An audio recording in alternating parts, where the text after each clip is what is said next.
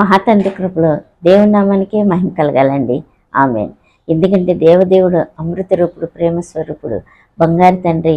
మనం ఆయన కలిగి ఉన్నామంటే, ఆయన చిత్తంలో మనం బ్రతికినామంటే గొప్పగా బహుగా ఫలిస్తాం అన్నమాట.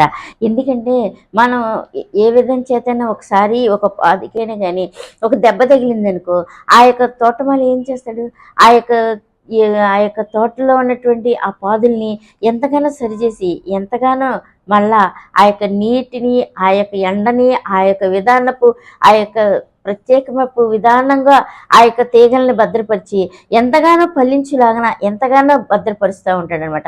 అయితే ఆయన ఏం చెప్తున్నాడు, మీరు నా యందు నిల్చుంటే మీరు బహుగా ఫలిస్తారు.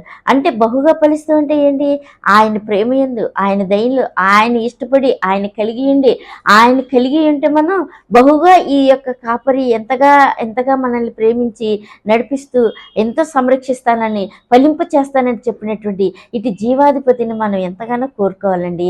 ఎందుకంటే మన మట్టికైతే ఏది తెలియనటువంటి, బహు భయంకరమైనటువంటి, తెలివి తక్కువ, భయంకరమైనటువంటి ఆ యొక్క ఎట్లాంటిదంటే ముసుగు వేయబడితే ఏమన్నా కనిపిస్తుందండి, కనిపించదు. ఆ విధమైనటువంటి ముసుగు అనే మనసులో ఉండి, మనసు అనే దాని మీద ముసుగుపడి ఏ విధంగా ఫలించే దేవుడు ఎవరు, రక్షించే దేవుడు ఎవరు, ఆయన యందే మనకి నిత్య జీవం కలిగి ఉండాలి, ఆయనే మనకు అమృత రక్షణ భాగ్యం అనే విధానాన్ని తెలుసుకొనియకుండా ఆ ముసుగులోనే మనం ఎంతగానో నడుస్తూ జీవిస్తూ ఉంటామన్నమాట. అయితే ఎవరైనా సరే, ఎటువంటి వారైనా సరే, బ్రతకగోరువాడు ఎవడైనా ఉంటే కనుక ఇటు జీవాధిపతి, ఇటు కన్న తండ్రి, నేను మంచి ద్రాక్షవల్లిని, మీరు నా యందు నిలిచింటే మీరు బహుగా ఫలిస్తానని చెప్పినటువంటి ఇటు దేవదేవుడు ఏం చెప్తున్నాడు, ఒక్కసారి దేవుడు వాక్యంలోకి వెళ్ళి ఆయన మాట ఇందామండి. యోహాన్ గారు రాసిన సువార్త 15వ అధ్యాయం 7వ వచనం చదవండి. అవును, చూసారా? ఆమేన్. ఆమేన్, స్తోత్రం.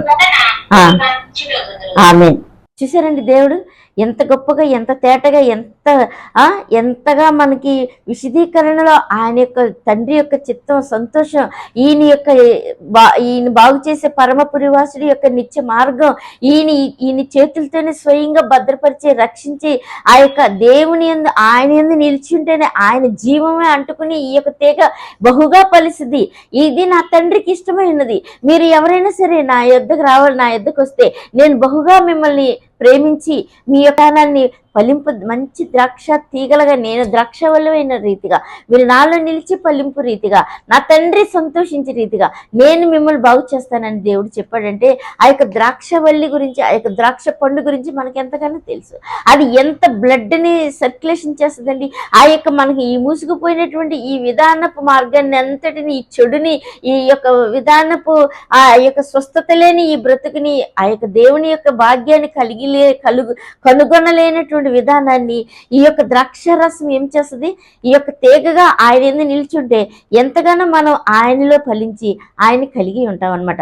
ఇట్టి దేవదేవుడు మనకి ఎంతగానో ఆయన మార్గాన్ని తెలిపి ఫలింప చేస్తాను, స్వస్థపరుస్తాను, మీరు నా యందు నిల్చుంటే మంచిగా ఫలించు ద్రాక్ష తీగలుగా చేస్తానని దేవుడు చెప్పినప్పుడు ఇట్టి భాగ్యాన్ని, ఇటు యొక్క దేవుని యొక్క బాగుని, ఈ యొక్క దేవుని చేత స్వస్థతని, దేవుని యొక్క ఆత్మ నింపుదల కలిగి ఉండటం కోసం, ఆయన కనుగొని, ఆయన చూచి, ఆయన స్వరవిని మన స్వస్థతను అందటం కోసం ఆయన యందు బహుగా మంచి ద్రాక్షవల్లి అయినటువంటి క్రీస్తు ప్రభువారి యందు నిలిచి ఉంటే, ఆయన ప్రేమ కలిగి, ఆయన ప్రేమించి ఉంటే మనం ఆయన తీగలుగా ఫలింపు చేసి ఆ యొక్క తండ్రికి సంతోషం కలిగే రీతిగా ఆయన యొద్దకు చేరుస్తానంటున్నాడంటే, ఇట్టి రక్షకుడు కావాలి, ఇట్టి స్వస్థత బాంధవుడు కావాలి, ఇట్టి అమృత తండ్రి కావాలి, ఇట్టి పరమ వైద్యుడు మనకు కావాలి.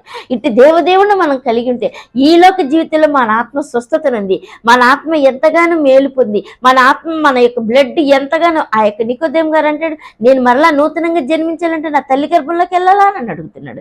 అయితే ఆ విధమైనటువంటి విధానం కాదు. ఆ యొక్క కొత్త నిబంధన, ఆ యొక్క పాత నిబంధన ధర్మశాస్త్ర ప్రకారం ఆయనకి ఏం తెలియకుండా ఈ లోక విధానంగానే మాట్లాడి, ఈ లోక విధంగా అంత సృష్టికర్త రక్షకుడైన మెస్సయ్య దేవదేవుని ముందుండి కూడా ఆయన ఏ విధంగా ఈ విధ లోకంలో మార్గంతో మాట్లాడుతూ చేస్తున్నాడంటే, ఆ యొక్క స్వస్థత అనేది, ఆ యొక్క విధానపు ఆ యొక్క మార్పు అనేది ఆయనకి, ఆ యొక్క ఉన్నతమైన మెట్టు అనేది ఆయనకి తెలియకుండా ఉన్నదనమాట. అయితే దేవుని యందు నిలిచి ఉంటే ఆయన ఏం చెప్తాడు, ఎంతో అంత బోధకుడై ఉండి వచ్చి అడిగినటువంటి ఆయనకి కూడా ఏమన్నా మారు మనసులు ఉంది, కొత్తగా నూతనంగా జన్మించాలని చెప్పాడు ఆయన.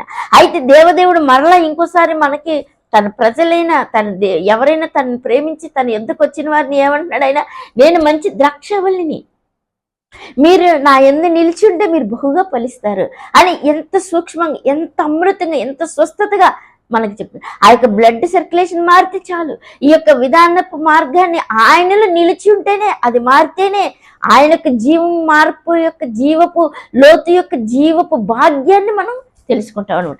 ఆయనలాగా ఫలింపు చేస్తాడనమాట. ఆయనలాగా మంచి ద్రాక్షలుగా మనం ఫలిస్తాం అనమాట. కారు ద్రాక్ష అనేది ఉండనగా ఉండదు, నరికి వేయబడిపోదు. అసలు ఆయనలో అది ఉండదు. మంచి ద్రాక్షవల్లి ఒక దేవుడైన ఆయనలో తీగలుగా మనం ఉంటే, ఆయన ఎందు నిలిచి ఉంటే, ఆయన కోరుకుంటే, ఆయన కలిగి ఉంటే, ఆయన వచ్చాడని విశ్వసించి ఆయన పాదాల చెంతకు వచ్చి మనం ఆయన ఎందు మనసు పెట్టి ఆయన పాదాలతో ప్రతిదినము ఆయన వేడుకొని ఆయన సమీపించి ఆయన కలిగి ఉంటే ఆయనలో ఉండే మంచి ద్రాక్షలుగా చేస్తానన్నాడంటే ఇది తండ్రికి ఎంతో సంతోషం అన్నాడంటే ఎంతగా తండ్రికి కూడా మన గురించి కనుపరిచి ఫలింపు జీవితాలు మంచి ద్రాక్షలుగా ద్రాక్షరసంగా ఆయన పాదాలకు అర్పణ అయిపోయి భాగ్యాలు కలిగింపు చేస్తున్నాడు. అయితే నికోదేము గారికి మటుకి ఏ విధంగా చెప్తున్నాడు ఆయన, నూతనంగా జన్మించాలి అని చెప్తున్నాడు. అయితే ఇంత లోతు ఆయన తెలుసుకున్నట్లయితే ఆయన మరి ఎంతగానో ఆ యొక్క కల్వరి సిలువలో లాస్ట్ పార్థవ దేహానికి ఆయన ఎంతగానో మార్పు చెంది ఆ యొక్క దేవుని యొక్క పార్థవ సేవలో, ఆ యొక్క పార్థవ శరీరం యొక్క దేవుని యొక్క అమృత తైలంతో దేవుని యొక్క చుట్టుగుడ్డలతో చుట్టి ఆ సేవా పరిచర్యలో ఉండటానికి ఎంతగానో భాగ్యం కలిగి ఆయన బిడ్డగా రూపొందించబడ్డాడు అనమాట. అయితే ఆయన ఎందు విశ్వసించినటువంటి సామాన్యులైన ప్రజలు దేవుని యొక్క మార్గంలోకి వచ్చి ఆ యొక్క వారికి ఏం చెప్తున్నాడు, బోధకుడికి ఎంతగానో ఆ యొక్క బలమైన మాటలు చెప్పి ఆ యొక్క దేవుని యందు ఉన్న విశ్వసించిన ఆ ప్రజలకి ఎంత చెప్తున్నాడు, మీరు నా యందు నిలిచి ఉంటే మీరు నేను మంచి ద్రాక్షవల్లిని కాబట్టి మీరు నాలో తీగలగా మిమ్మల్ని చేసి ఫలింపు చేస్తానంటాడంటే ఇది ఎంత మెరికల్, ఇది ఎంత గొప్ప జీవపు మార్గపు సులువు అనమాట. ఇటు దేవుని యొక్క మార్గాన్ని కలిగి మనం ఆయన పొందుకుందామండి. అయితే దేవుడు ఏం చెప్తున్నాడు ఇంకోసారి మళ్ళా యోహాన్ గారి సువార్త 15:14 చదవండి. నేను మీకు ఆజ్ఞాపించు వాటిని నా స్నేహితులయ్యుండు, యజమానుడు చేయదానిని ఎరుగడు గనుక ఇక మిమ్మల్ని దాసులను పిలువక స్నేహితులని పిలుచుచున్నాను. ఎందుకనగా నేను నా తండ్రి వలన విన్న సంగతులన్నిటినీ మీకు తెలియజేసి మీరు నన్ను ఏర్పరచుకోలేదు. మీరు నా పేరిట తండ్రిని ఏమి అడుగుతారో అది ఆయన మీకు అనుగ్రహించినట్లు మీరు వెళ్లి ఫలించుటకును మీ ఫలము నిలిచిటకును నేను మిమ్మల్ని ఏర్పరచుకొని మీరు ఒకరినొకరు ప్రేమింపవలనని ఈ సంగతులను మీకు ఆజ్ఞాపించుచున్నాను. లోకం మిమ్మల్ని ద్వేషించిన ఎడల మీకంటే ముందుగా నన్ను ద్వేషించిన మీరు ఎరుగుదురు. మీరు లోక సంబంధులైన ఎడల లోకము తన వారిని స్నేహించును. అయితే మీరు లోక సంబంధులు కారు, నేను మిమ్మల్ని లోకంలో నుండి ఏర్పరచుకుంటాను, అందుచేతనే లోకం మిమ్మల్ని ద్వేషించుచున్నది. చూసారండి, దేవుని వాక్యం, దేవుని మార్గం, దేవుని యొక్క చిత్తం, దేవుని యొక్క లోతు, దేవుని యొక్క సంతోషాలనికి మనల్ని ఎంత క్లారిటీ అయిన మార్గంలోనికి నిత్య జీవపు మార్గంలోనికి ఆయన మనల్ని నడిపిస్తున్నాడు.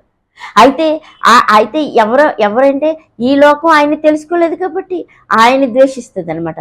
ఈ యొక్క వెలుగుని ఈ లోక విధానం పొందుకోలేదు కాబట్టి ఆయన ఎవరో తెలియదు అనమాట. అయితే ఎవడైనా నా యందు నిలిచి ఉండి నా ఎద్దుకు వస్తే తీగలాగా నా నేను ద్రాక్షవల్లి అయిన రీతిగా వాడిని కూడా ద్రాక్ష తీగలుగా ఫలింపు చేస్తానన్నవాడు, నా ఆజ్ఞానుసారం నడుచుకుని నా చిత్తంలో నడుచుకున్నవాడు, నేను చెప్పిన మాట ప్రకారం బండ మీద కట్టిన పునాదిగా ఉన్నవాడు ఎవడైనా ఉంటే, నా ఆజ్ఞానుసారంగా ఉంటే ఎలాగుందంటే ఈ లోకంలో వాళ్ళు ద్వేషించే, ఎందుకంటే ప్రభువు నన్ను అంగీకరించడం, నన్ను ద్వేషించడం మీకు విధానంలో అలాగే ఉన్నా సరే మీరు మంచి ద్రాక్షలుగా మీరు నాలో నిలిచి ఉంటే ఫలిస్తే ఈ ద్రాక్ష తీగ ఏం చేస్తుందంటే దేవుని యొక్క కుమారుడు ద్రాక్షవల్లి అయిన దేవుని యొక్క విధానపు ఆలోచన మాటలు, ఆయన యొక్క విధానాన్ని, ఆయన యొక్క శరీర రక్తాలని మనం భుజించి ఆయన యొక్క మార్గంలో లోతునే మనం తెలుసుకొని ఆయన యొక్క నీడలోనికి, ఆయన యొక్క ప్రేమలోనికి, ఆయన యొక్క చిత్తం చేయలాగానే ఆయనలో ఫలించులాగానే గొప్పగా ఆ పరమ తండ్రి సంతోషం, యెహోవా తండ్రి సంతోషంలోకి వెళ్ళే విధంగా మార్గం ఏంటో తెలుపుతుంది అనమాట.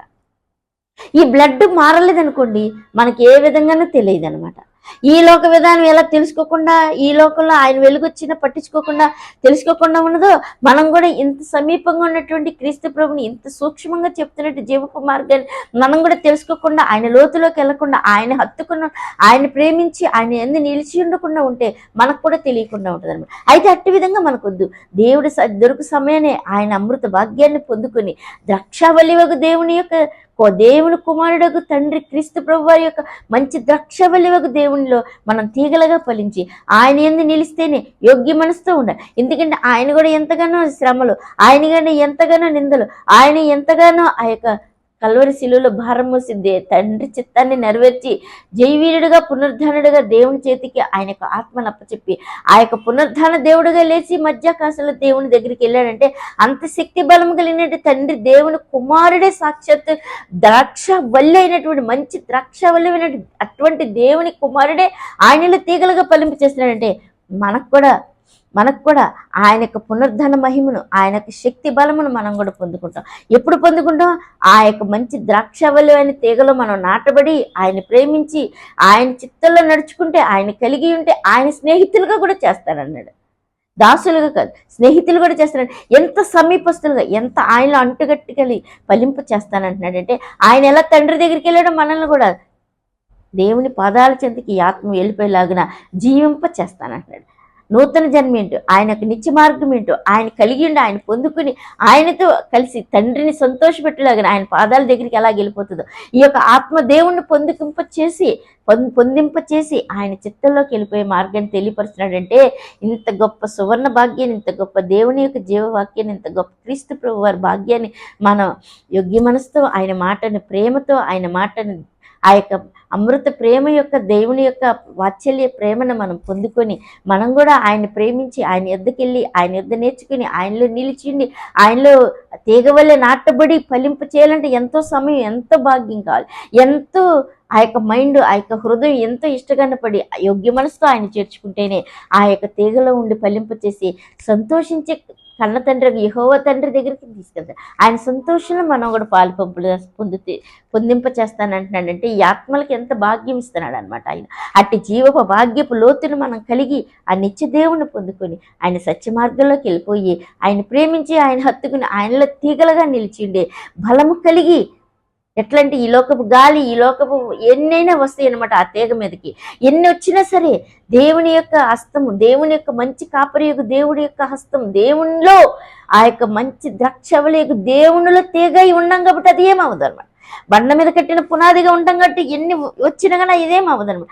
ఆ విధమైన స్థిర పునాదిగా, ఆ విధమైన బంగారు ఆయనలో ఫలింపు జీవితం భాగ్యం కలిగా తండ్రి సంతోషంలో మనం కూడా ఉండేలాగన దేవదేవుడే క్రీస్తు ప్రభువరే మనల్ని అట్టి భాగ్యాన్ని సహోదరులుగా మనకు అనుగ్రహించి ఆయనలోకి నడుపుతున్నాడంటే ఇటు దేవదేవుని మాటను, ఇటు దేవదేవుని కలిగి ఉండి ఆయన యందు నిలిచిండి ఆయన ప్రేమను రుచి ఆయనలో పరిగెత్తుకుని వచ్చి ఆయన కలిగి ఉండి హత్తుకుని ఈ లోకంలో ఎంత భ్రమ అయినా చూపించవచ్చు. కానీ ఇది ఒట్టి మోసం, పాతాళం కాబట్టి ఇటు వాటిని మనం ఎదురుగుండా కనపడగడ వీటిని ఆయన్ని ఎక్కువగా ప్రేమించి ఆయన పాదాలు హత్తుకుని ఆయన మాట విని ఆయనలో తీగలా నిలిచి ఉండి ఆయన పాదాలకు అర్పణైపోయి బలమైన ఆ యొక్క ప్రేమ బంధంతో నింపబడితే ఆయన నుండి ఎవరు వేరు చేయలేరు.